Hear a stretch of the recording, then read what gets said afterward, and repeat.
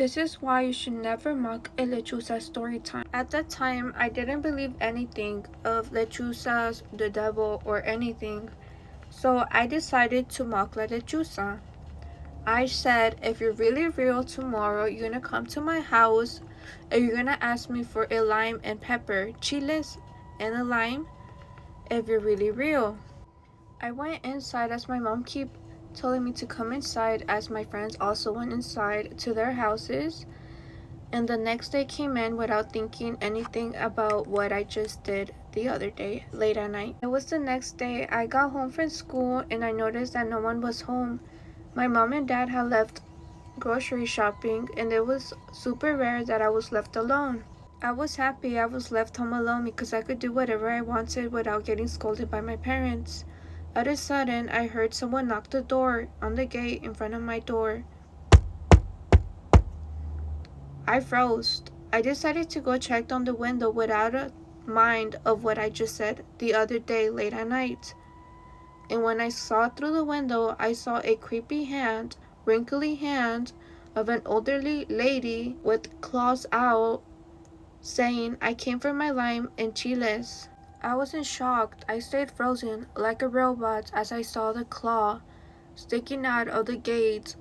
I turned around and as a robot, like hypnotized, headed towards the fridge and opened the fridge. I reached inside the fridge and grabbed the lime and pepper and headed back towards the gate as the robot hypnotized going towards the hand. I placed the lime and pepper on the wrinkly hand with the claws open as I saw it closed and yanked it really hard through the gate.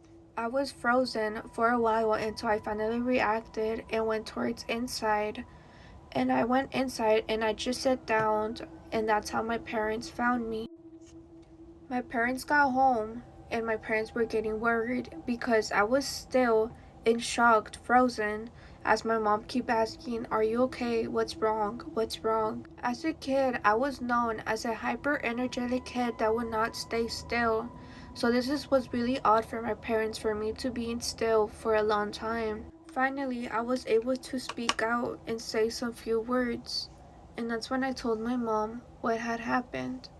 And my mom had said, you're lucky that there was lime and peppers in the fridge, because if there wasn't any, we wouldn't have found you.